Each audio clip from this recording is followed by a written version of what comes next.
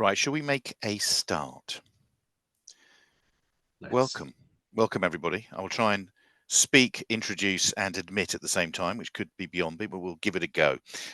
Yeah, welcome. This is the very first of our Centre for Policy Research on Men and Boys webinars. We're delighted that you could attend. Just to say a little bit about us, because we're very new. We're a think tank and research organisation that was set up in May, and so we're very young, very new. We're committed to creating platforms for great work to be broadcast, in a sense, and to be disseminated and to reach other parts and other communities and stakeholders, particularly in the policy community, because we see ourselves as acting as a bridge, stitching together good academic insights and then getting them in front of policymakers, both local, regional and national. So this series is part of that effort, and we're just delighted you could be here. We are a non-aligned organisation, and we're certainly a non-zero-sum organisation. We are as committed to doing things for women and girls as we are for men and boys, but men and boys is our focus, and I'm absolutely delighted that we have with us, and there will be Q&A after we've heard from our speakers, but we've got three really important speakers actually talking today about their research into non-clinical interventions into men's mental health in northeast England.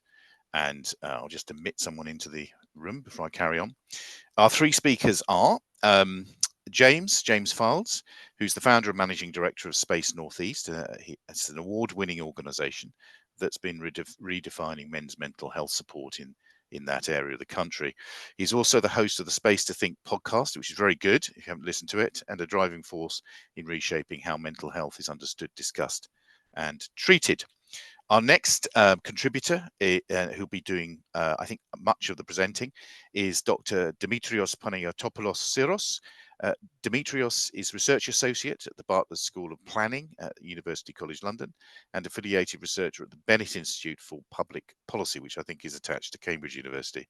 His work centres on social and cultural infrastructure, place-based policy, excuse me, and regional development. He is currently leading projects on the role of non-clinical interventions in mental health and on building capacity for inclusive crisis recovery through participatory planning. And our final contributor, though I think John may well come in later in Q&A, should he so choose, is Professor John Tomaney. John is Provost, Regional Communities and Professor of Urban and Regional Planning at University College London. Additionally, he is Chair of the Trustees at Red Hills, the Durham Miners Hall, a charity in Northeast England that supports former coal mining communities, and he's trustee also of the Sacriston Youth Project. So that's who we'll be hearing from, and I think we're going to be hearing from James first, without the need for slides, which is very good, James. So over to you, and I'll finish there. Thank you, Nick. Really great introduction. Thanks everybody for having us here. It's a real privilege to be sharing our report on this format and amongst the company that we've got. So brilliant. And you're right, Nick. Yes, without slides. That's intentional. So I think it's important that we contextualize where this report came from and why it's here and why it's important. So Space Northeast, which is, that's I'm the managing director of that organisation. We've been going for around 4 years. That organisation was born out of frustration. It was born out of a lack of clinical support, available clinical support, at least perceived lack of clinical support. And that was back in 2018. So 2018 was ultimately a decade-long culmination of my own suicidal depression. I'd harnessed a lot of emotion, a lot of negative emotion for a long time and never sought help. Probably because, almost definitely because the perception for me was that there was no help out there for me. So I held this in, and ultimately ended up in my own suicidal depression. That was a really tough time, and there was a lot of failure along the way. I joined the military at 19 and went to university and failed there, not through wouldn't like to try. And it was, I was experiencing a lot of hard times. And I think when you're experiencing mental distress, especially depression for extended periods of time, you can feel, normal everyday tasks can feel pretty intense. And I was lacking something in my life. And I'll tell you what that is, yeah? But I will tell you soon. So what happened was, at this culmination point in 2018, I decided I needed to seek help and go to the doctors. When I did that, I was instantly offered medication, and then I was told I could see a counsellor and or a therapist, which was fantastic. Exactly what I thought I needed. However, what I also discovered was that I was on a waiting list of 12 months, which for somebody who was suicidal, I didn't think I had that long left. So instantly, I'd went home and I'd had this thought. I had the thought that there has to be a better way of doing this, because I didn't necessarily need a counsellor, and I don't think I necessarily needed a therapist. What I needed was somebody to talk to, socialise with, people who I could understand me, and I could sort of work through these problems and solve these problems I faced. And that was the day I decided I was going to set Space Northeast up, but not until I was better, for want of a better word. So 4 years down the line, I established Space Northeast, and we've since helped over 2,000 men to change their lives, overcoming depression, suicide, low mood. We've helped a lot of people. Now, in particular, what's special about what we do is we are not clinicians in any way. We are not therapists, counsellors, psychologists. We are just people. And that is where the term and the idea had came from when I'd met with Dimitrios and John. Where was the research in the non-clinical intervention? So I knew I had suffered, and I knew what I needed to get better. I knew a lot of my friends had suffered anecdotally, and anecdotally knew what they needed to get better. But it seemed like the support was one size fits all. That's how it felt. So when Space Northeast came around and started to really develop a way of supporting these men in a non-clinical fashion, and I'm not going to pretend that we have some mysterious antidote to depression. It's simple. It really is simple, but simple is often the best. What we discovered was, people started to get better. And not only did they get better, they grew and flourished. And we didn't offer any therapy, any counselling. So one of the great frustrations that we found was that, there's waiting lists, and our health services were found to be overstretched, underfunded, and people were often medicalised when they felt like it's maybe not what they needed.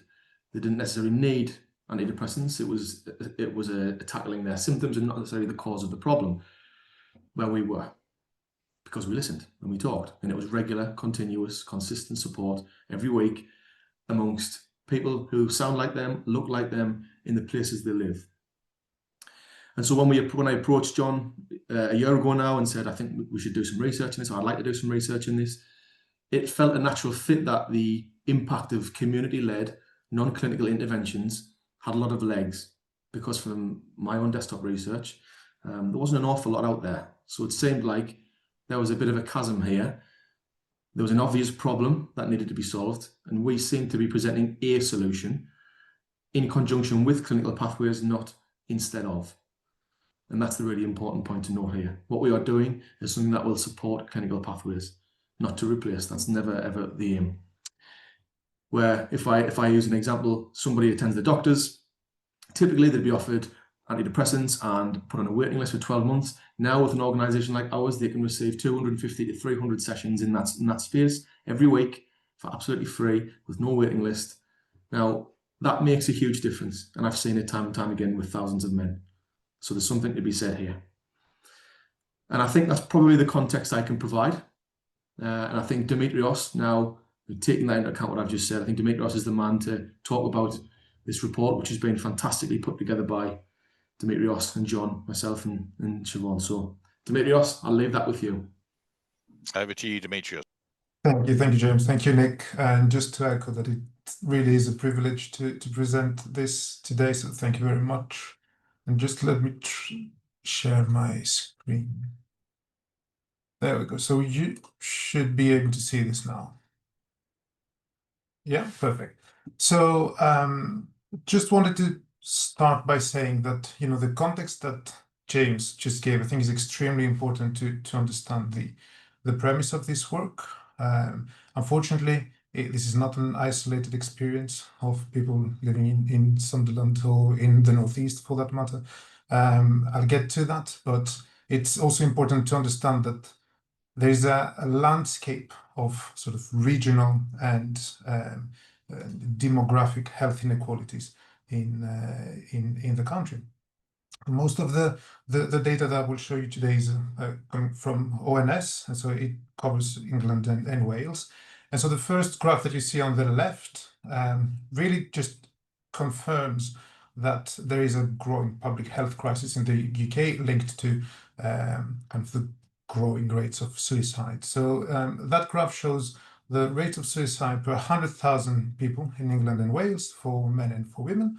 And although you might see that, they are lower than what they were in 1981, since the mid-2000s, the rates are increasing steadily for the first time actually in recorded history, which is really alarming. And so in 2023, about 6,000 suicides were registered in England and Wales, which is about 11 deaths per 100,000 people.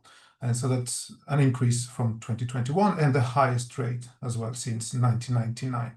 So that's the middle sort of blue line that you see on the graph. And then male suicides, which is the light blue line, rose in 2023 to 17.4 cases per 100,000, which is also the highest since 1999. And for female, it reached 5.7, which again is the highest since 1994. But what I'd like to stress here is that the reality we're facing is that men at the current moment are about 3 times more at risk than women to die by suicide in the UK, which I think is, it's a really staggering statistic. And then the heat map that you see on the right again is ONS data and shows how the age groups most at risk have shifted over time. So it's again from 1981 to today, and it's very interesting to try and understand that pattern. So in the 1980s, the highest rates were among adults, many of whom lived through war, depression, post-war austerity.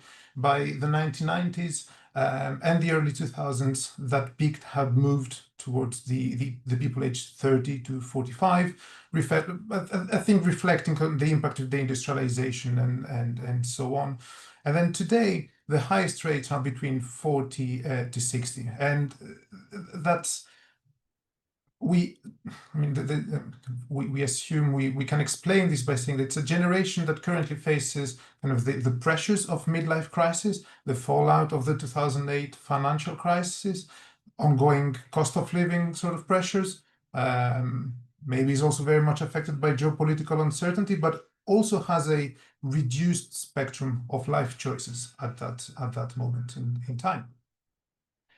But this pattern doesn't appear evenly across the country, so it's deeply unequal. And the maps that you see on this slide again use ONS data and show how kind of strongly mental health inequalities are shaped by geography. So the first map on the left shows that in 2023, the Northeast and all the darker blue regions had rates of suicides more than twice that of London. So if you want the numbers, is 54.7 per 100,000 versus 25.1 for London.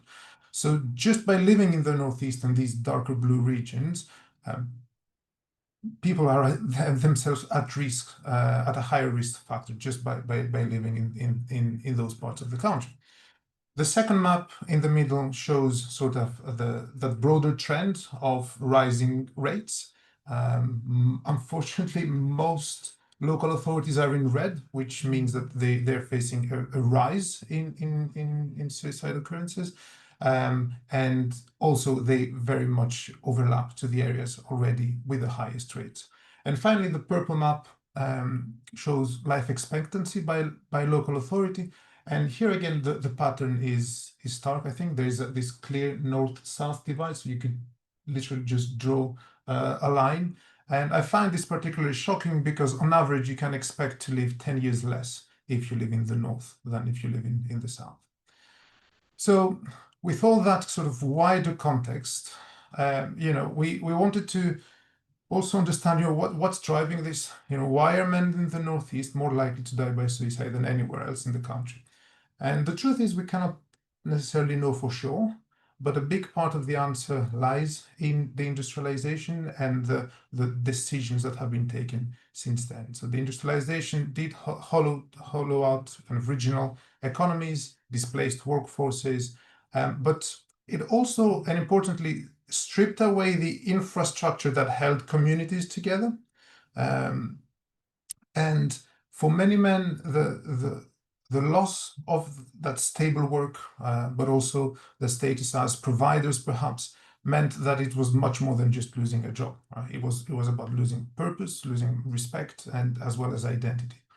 And if you think about the shift that we are currently in towards service sector jobs and the emotional labor that's required, so that can leave some men kind of feeling disconnected with what's available, as well as undervalued in terms of skills. And then layered on top of that, there's this idea of what it means to be a man. Generally, it's a bias very often that really encourages discourages emotional expression, and expect to simply just get on with it. But that's not always the possible or even wanted, as I think James can really highlighted that. And so we're looking almost at a perfect storm, if you want. So socioeconomic conditions are worsening and people are increasingly getting lonelier. But this is not just a case of people not going to the theater, right? Chronic loneliness is a major determinant of physical and mental health. And in fact, the World Health Organization kind of published a recent report identifying rising loneliness as a structural epidemic, and that it's as harmful to health as smoking or obesity. So we should treat it indeed with a lot of attention. And I just wanted to add this graph that you see on the right of the screen, because I really think it's very telling. It represents the frequency that the word loneliness comes up in the books that are digitized in Google Books library. And you can see, I don't know if you can see my mouse, but basically you can see that there was a first rise after the Second World War. There was sort of a plateau between the end of the Cold War and the 2000s, and then an exponential rise after the 2008 crisis, which I think is quite incredible to see like that. And so in the Northeast, we see all these effects converge, and they are tightly linked to identity loss. And as James said, I think medicalizing that distress isn't always the right response. There is a cultural and social dynamic that we need to start recognizing and addressing. So that's with the broader context. So just the first question that we asked really is why? Can we understand what's happening behind the scenes? Then we wanted to understand how non-clinical community-led approaches help men, why they are so effective.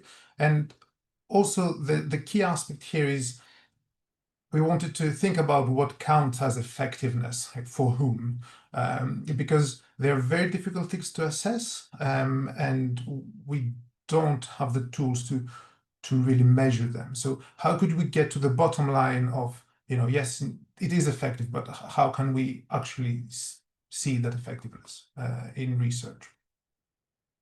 So we partnered with 3 community organizations that support men and their mental health: Space Northeast in Sunderland, the Woodshed Workshop in Sacriston, a former mining village in County Durham, and the Chopwell Regeneration Group in Chopwell, which is also a former pit village in Gateshead.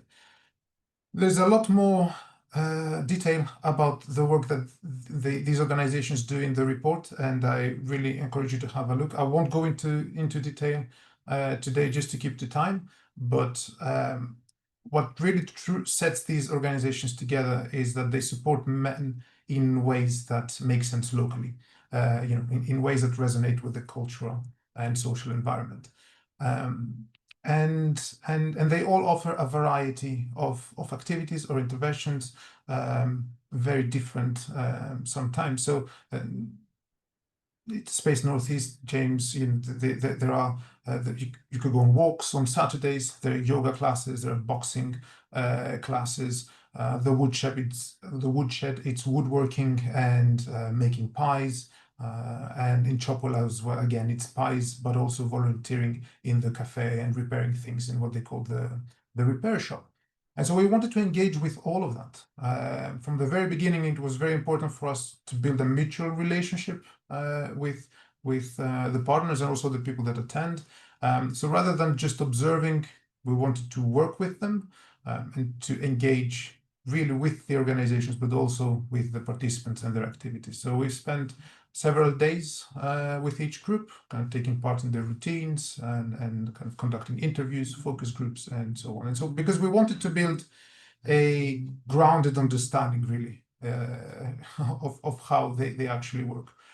I've added this diagram on the right just to show the main steps that we took. Again, I won't go into detail. We can come back to that if it's of interest, but I wanted to emphasize that we listened to both practitioners and participants, and that it really wasn't about comparing or ranking the organizations. It was really about to understand what the ingredients, as we try to call them, kind of were that made them effective.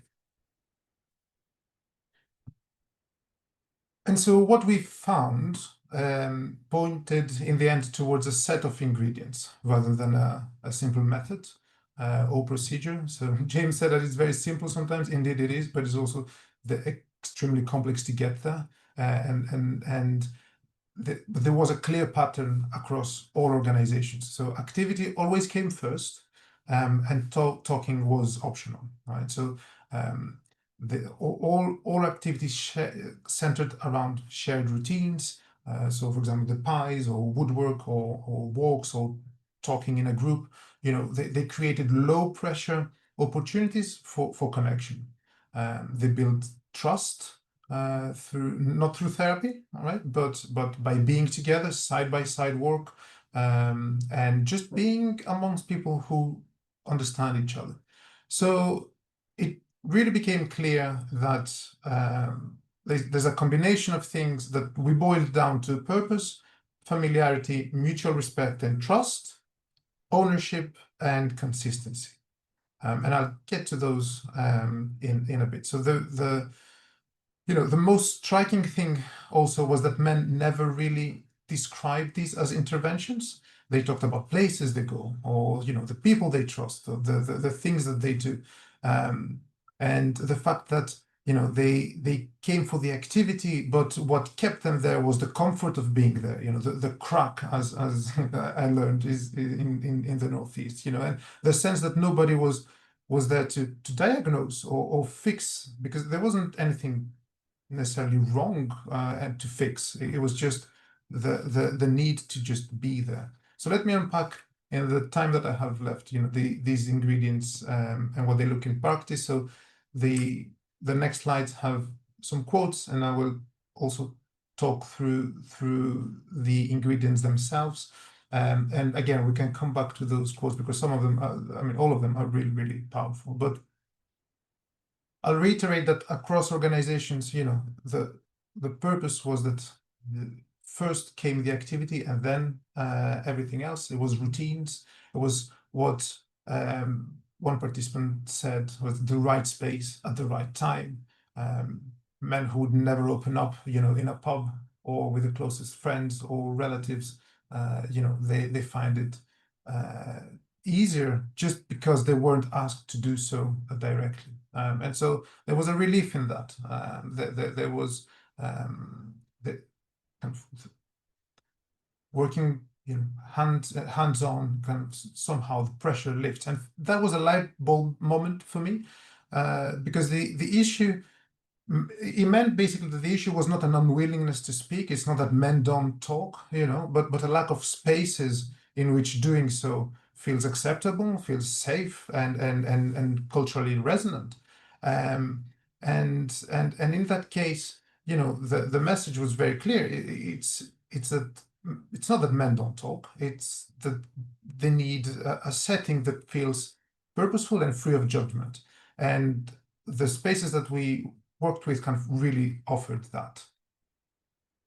And so then there's familiarity, because what made these spaces feel safe was the fact that people could show up without performance among peers who understood without asking too much. And that's actually very, very rare. So the lack of pressure to talk about emotions or being misunderstood or judged, was part of this comfort. And it was very common people were telling us that, if I'm a man, I'm having a fight, I can't talk to my wife, I can't talk to my partner, I can't talk to my friends, because we've grown up differently, but here people understand me. And it's that kind of self-protection, from the outside world, from the world that just doesn't understand, that was really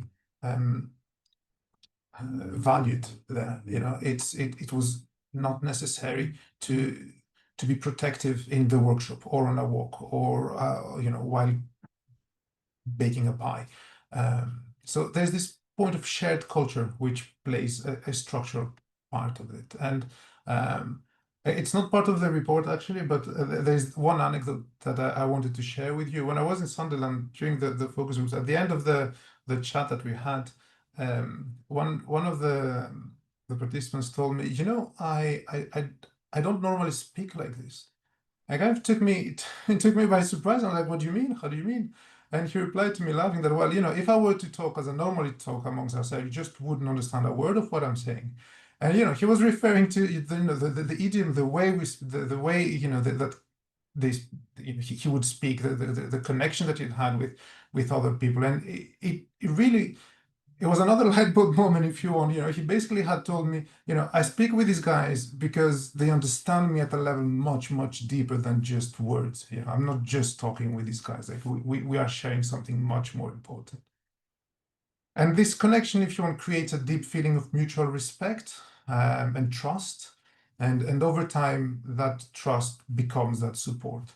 And one of the most, cited features, if you want, across the interventions was the sense of informal role models. There were people, that would be able to lead by example, share life experiences in a paternal, fraternal way, but without necessarily being named as such.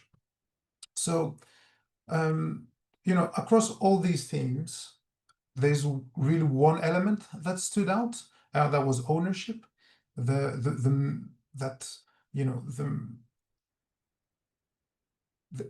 ownership was not performative, it wasn't tokenistic, it grew naturally over time just by showing up every week.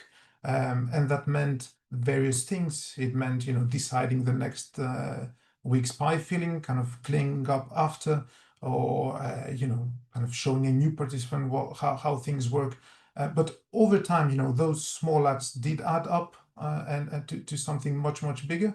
And in fact, it was Sarah Cotton, who runs the Chopper Regeneration Group, that told me, people are setting the tables, they're cleaning down after, they're talking about what the next filling is going to be. It's their group. And yes, it was their group. It wasn't the men's pie club run by the Chopper Regeneration Group. It was the men pie club run by the men in Chopwell. And I think that says it all, really. It's more than participation. People aren't just recipients of support. They become part, really, of the very infrastructure that supports them and others. So if there was one ingredient, that's the final one as well, without which none of the others, I think, could really take hold, is that of consistency. So time and again, we were told how much it mattered that support was not just a one-off. The one person told us that without coming, to space, without having that Wednesday and Saturday for the boxing, I would be manically busy. There's a high, you've got the buzz, you have that expectation of going back next week. And it's really important because, when daily life is not as stable, these groups work as an anchor that provide rhythm, they provide reassurance, and it's that consistency through weekly sessions in familiar faces that makes the support effective. And I think it's important that it's not just the frequency, it's not that it's like every 2 days, it's the reliability of just being there. People knew that that group would be there every week, whether they would have a good week or not. That knowledge of something solid really was there and waiting, I think is what helped really regulating the days that might otherwise drift into isolation and into sort of negative spirals, for example.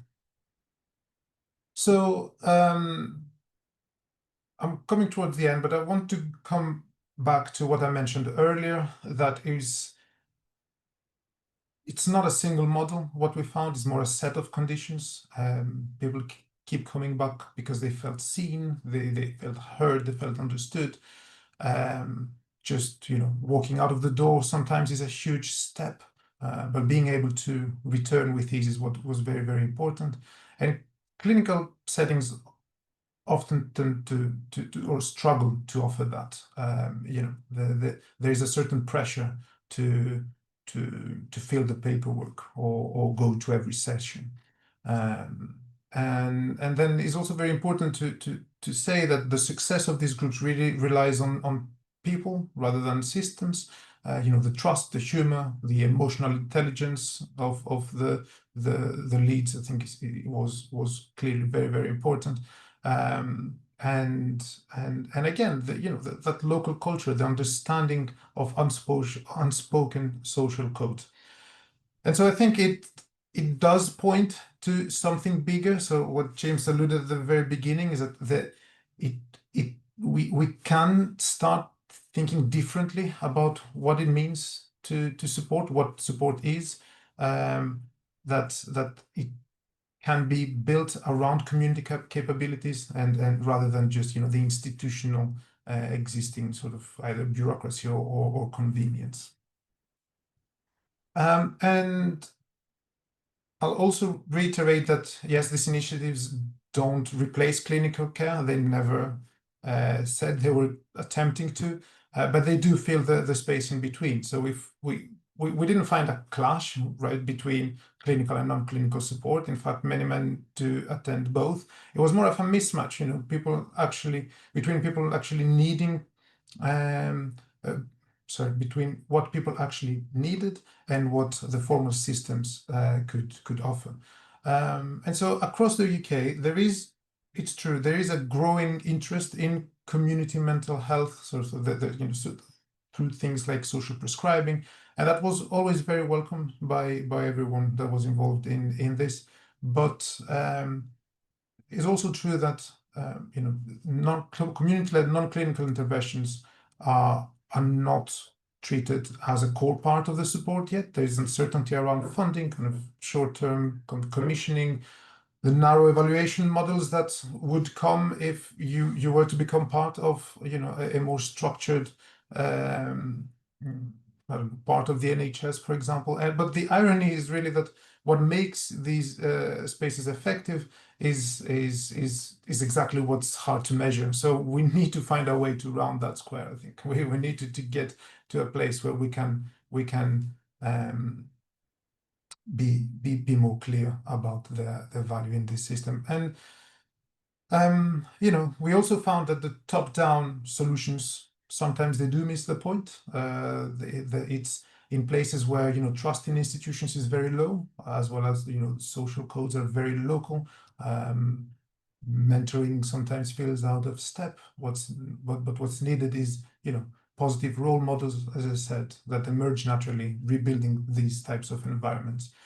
And to end, really, I'll just come back to what the World Health Organization sort of called for as a shift, really, to treat loneliness rather than designing, instead of treating loneliness, kind of designing for social connection. And indeed, the partners we worked with, they are real examples of that in action. And they also show, I think, what it's like to in practice, but also that it's actually possible. So that's a very positive note, I think, for me. And I'll stop there. So thank you very much. I'll just say that the report is available online. There is a link, I think, in the chat, or you can just Google the title, and there's also a blog available on UCL's Grand Challenges blog. So thank you very much. Thank you. Thank you, Dimitrios. That was fascinating, actually. Really, really interesting. I particularly liked the conclusion about policy as enabling rather than trying to deliver. And we've got obviously we've got plenty of time now for questions. So if I ask you, put your little hands up. But we've got a couple that seem to have come up in the chat, and I think these our first ones are to James, actually. The first one really is about how you manage presenting risk. This is from TE. I'm sorry, I'm not quite sure. Tobit, I think that is Tobit Emmons. Yeah, yeah. How you manage presenting risk, or do you try to? Yeah, James. Thanks, Nick. Thanks, Tobit. So as you said, Tobit, I think it's if I don't answer the question properly because of the NHS terminology, then tell me and I'll expand. So essentially, what we do is every week when the guys we run a peer support and personal development group. That's where we get really into the nitty gritty of people's troubles. So what's going on in their lives, and then we really try and we don't dig deep. We just allow people to say what they need to say and come to their own revelations about their issues and problems. But they do so in a safe, non-judgmental space. But how we start those primarily is every week we start with a simple 1 to 10. So we ask a very easy open question, and they're only allowed to answer by numbers. So we basically say, everybody, can you tell us, scale of 1 to 10, where you're at this week? And 1 being, this is the worst day of my life, I'm in the worst period of my life, to 10, couldn't be better, this is the greatest period of my life. And that allows us to see where we're at risk-wise. So that allows us to see where there's no pressure to expand. There's just, you can see how you feel at that moment in time. Then when it allows us to tailor the sessions to maybe afford more time to those people than others. When we do that, we wait and see how they say, because how we run the sessions are, we ask a very open question first off, and we say, so how, just tell me how your week's been, or tell me how things are at the moment. And it's a really open question for them to expand on, and they can say as much or as little as they like. So once they do that, myself and Liam, who's one of our members of staff, and the other volunteers, we're always on the lookout for anything alarming, really. So we're looking out for, if as you said, any suicidality risk, essentially. If we do sense that, we're always on hand to speak and signpost. We've got a lot of physical materials we can give to people. So if people are presenting with suicidality, or they are feeling exceptionally low, we've got the materials there to say, okay, this is where you can go immediately. Are you in any immediate danger? But then following that, we can say, this is the services you can access tomorrow, the day after, next week. And we work with these people. So our support's 5 days a week. So these guys, if they come on a Wednesday and they're presenting with real, suicidal ideation, we can say, okay, well, I'll tell you what, turn up tomorrow. We'll have another chat tomorrow. I'll see you then. Or Saturday, we'll see you then. So that's essentially how we do it. We've got a safeguarding policy as well, which we follow our safeguarding policy for anything severe. And it does happen regularly. It does happen regularly where people are in that zone. But ultimately, we manage it case by case. Yeah, absolutely. If I could just jump in there, James, with my counselling background, we do a risk assessment. So if the guys are in a low place, we do signpost them, and we do check in. Are these fleeting thoughts? Are these ongoing thoughts? So it's there's a high level of duty of care, and yeah, we're big on signposting. Apologies if I've jumped in there. That's fine. No worries. David, did you want to come back? No, thank you. That's really helpful. And I think so. In the back of my mind, in these sorts of interventions, is some research I read around the men's shed, which was this kind of tension between we care, but we're not carers. And the further away you move from those formal mental health services, the more tricky some of that stuff can become. But it sounds like you've got a really good approach. So thank you. Tobit, to expand on that, it's One, I've been through the system myself, so I understand it intimately, how the system works, and I'm a previous employee of the NHS as well. And we've got a good team and an exceptional board who help to provide some of that rigor. So we understand this totally. And one of the things we say to the volunteers in our team, we are not professional friends. We try to be friendly professionals. That's what we're trying to be. So yeah, I totally understand. And it's something I've tried very hard to make sure that we've got that level of rigor and safety for the guys who attend our sessions. Brilliant. This another one for you, James. Here, this is from South Africa, from Kwanda, where she says, or he says, we struggle greatly with attrition when it comes to these kinds of interventions. What's been your experience of the respective interventions presented today? Okay, so I'm going to assume attrition in the sense of engagement for people turning up, rather than sort of financial attrition. I'm guessing. It's difficult. I guess I'll cover both. If we're talking about financially for providing these services, we're a social enterprise. So what we do is we generate our own commercial income stream, which pays for those services. So we're not relying on any external funders. So anything that we do, any service we do, is paid for usually by us, and funding acts as a support mechanism for that. When it comes to attrition for actual, attendees, it's really important that we position ourselves not as another institution, but as an extension of the community that they live in, and a reflection of the community that they live in. So it's something they want to be part of, and they see it as, if I don't attend this, my other option, and what feels like my only other option, is to seek something else similar, or to wait 12, 18 months to go and see a counsellor or therapist.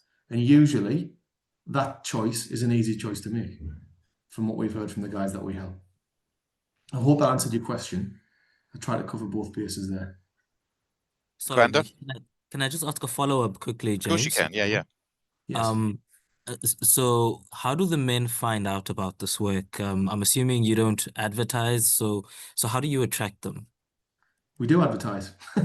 We do. That's absolutely what we do. So basically, we try to generate a relatively healthy social media presence. So we try our best to get the word out there. We do a lot of talks in the local communities, schools, workplaces. So that's one of our social enterprise commercial arms. We talk at workplaces. Sorry, we spread the word that way. We advertise physically through leaflets and posters and banners and whatnot.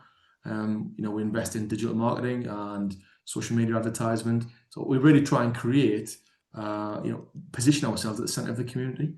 People know who we are, and we utilise community venues as well. So that's, I guess, how we advertise our services. There's lots to learn, and we've still got a lot to grow. But I think we probably still are right with our advertisement.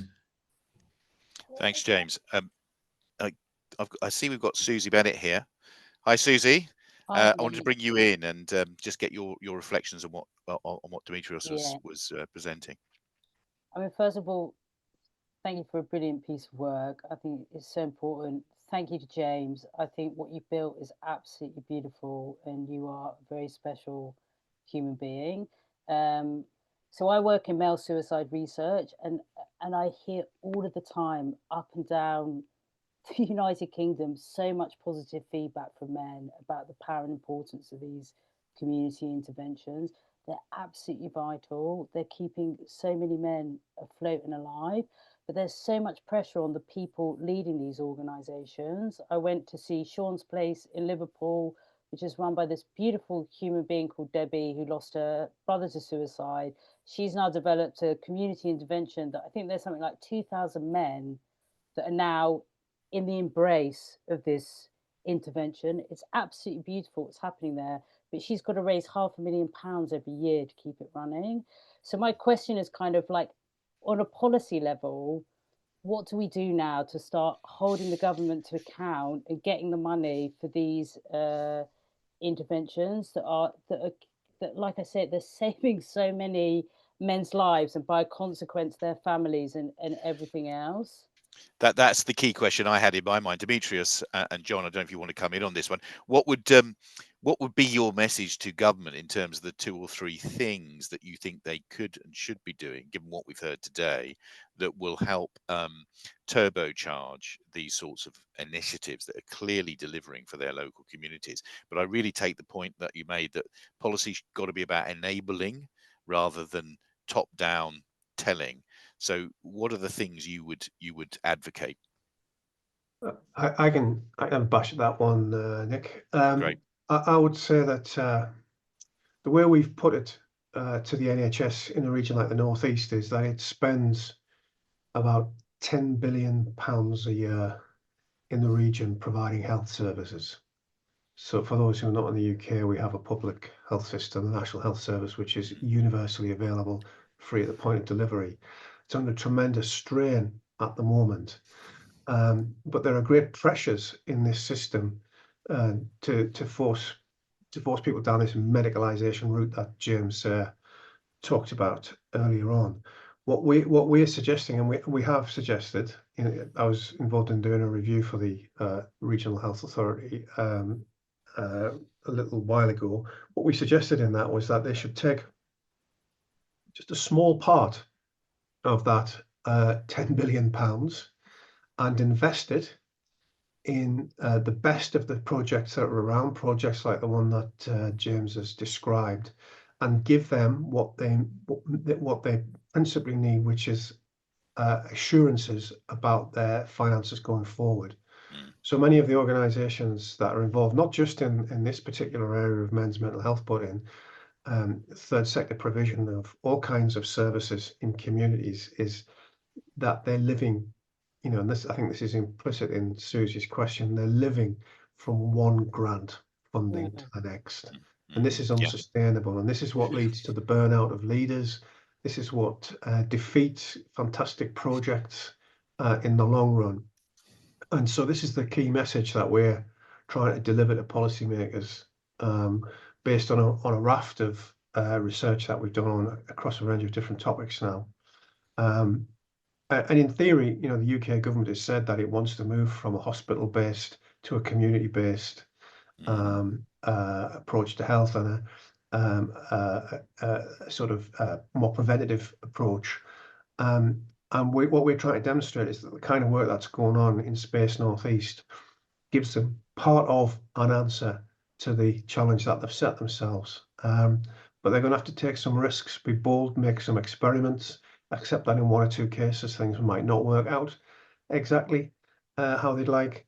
But without doing that, we're stuck in the situation that we're in at the moment, where we're spending all of this money, and in some important respects, as Dimitrios pointed out, things are getting worse. So we need to do something a bit different. That's very good. I mean, obviously we've got the men's health strategy, which is about to be announced probably next month. Are you hopeful that there might be something that would come out of that strategy that would be along these lines? I'm always hopeful. I'm always hopeful, but okay. I've got no special insights into what's going to happen. No, sure. Dimitrios, did you want to add anything to what John said? No, I think that was also our sort of approach to policy since the beginning. We always had a hunch, if you want, or an assumption that the community aspect is what was key here. It was the things that existed in the past but have kind of over time sort of being eroded for various reasons. So then when you're thinking about policy, about how can policy help sort of rebuild, if you want, the social infrastructure that used to support mental health. Because if you think about the reality, I don't know, a century ago, when men were just going into mines, one of the deadliest jobs that existed, the social infrastructure that they managed to build actually supported them, their families. They were able to, get through it, as people say, just because there was the side of a better future, if you want, right? There was a light at the end of the tunnel, is that we're going through all this. Mental health was certainly a thing back then as well, but there was the infrastructure there to support the strain that they were going through. And unfortunately, that infrastructure has disappeared in the most part. And part of policy, as John said, I think, is to see how the NHS can can help support Space Northeast, but also, kind of rethinking about what's actually important in terms of supporting mental health. Very good. Yeah, James, I'll bring you in, and then come to you, Simon. Yeah. Thanks, Nick. I just wanted to build upon what John and Dimitrios said. To give you a real world example of what we're talking about here, when John's mentioning finances, £20,000 that we managed to get given to us by the National Lottery, that allowed us to go from 2 days of support to 5 days of support and another member of staff. That is a microscopic amount of money in the pot that we save in the NHS. And a lot of that money, well, not say a lot of that money, some of that money is underutilized, is maybe been spent in the wrong places as well. So a simple reallocation, or better value for the money. Ultimately, we're doing a job, and a job that's accessible, it's flexible, and organisations like ours are naturally agile and lean. So we don't come with huge cost bases. So the money that goes in is utilised really, really effectively. So I just wanted to build upon what John. I wanted to ask you that very question. So, I mean, if you look at this in a from a business perspective, one of the critiques in this country is that our venture capital, private equity, pension funds are too risk averse. They don't lend properly, but when they do, they're providing that sort of basis on which you can then take off, which is in a sense is what John was saying about, look, give us a chunk of this cash and then we can scale up. But also, given what Dimitrios was saying around the localness, the cultural elements here, how easy would that be to do? If you got, I don't know, a couple of £1 million, James, to expand what you do, would that be a relatively straightforward thing for you to do, or more? Is it more complex than that? I'm going to be very bold when I answer this, Nick. If we got a couple of £1 million, I genuinely think we could transform over 100,000 lives in the northeast of England, without undoubtedly. And I make that claim very confidently because with nothing, we've had thousands already. So if we had that kind of money, we'd create a really strong support network, rebuilding communities within the northeast, providing free, regular, weekly support to men that need it. No waiting lists, no sign-up lists, no costs attached. That would genuinely transform thousands of lives in the northeast at the most high-risk areas, with people who are severely deprived and extremely high rates of deaths of despair. So I would absolutely say, unequivocally, we would support well over 100,000 men in the northeast if that kind of money was to be delivered to us. Absolutely brilliant. Thanks, James. Yeah, right. That message needs to get into West Streeting's ears, I think, very quickly.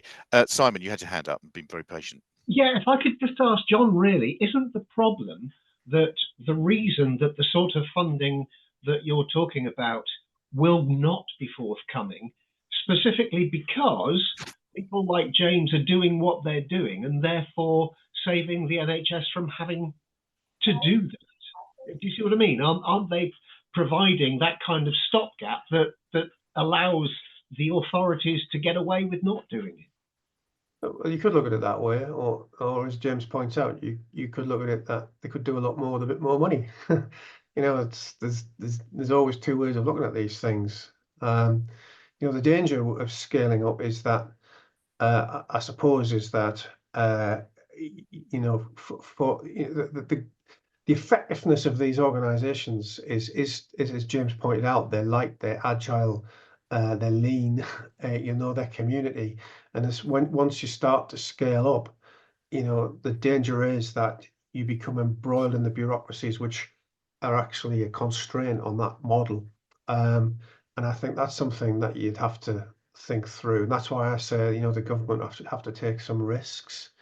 And we live in an environment where the political class, along with the business class, is risk averse, even if there's quite a lot of evidence that taking a risk here would get you a good return.